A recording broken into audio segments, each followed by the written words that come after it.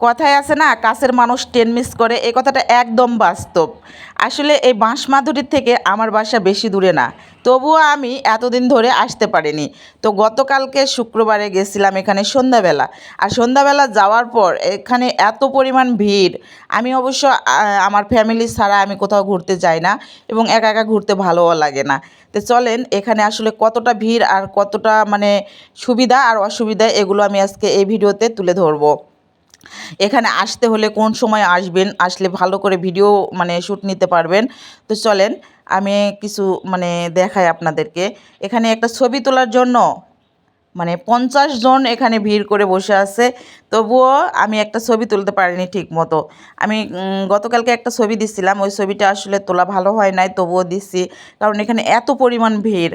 আপনারা আসতে হলে অবশ্যই একটু হাতে সময় নিয়ে আসবেন, কারণ এখানে প্রচুর পরিমাণ ভিড়। আর গতকালকে শুক্রবার গেছে, এই জন্য মনে হয় আরও ভিড়, জানি না সঠিক, কারণ প্রথম গেছি এখানে।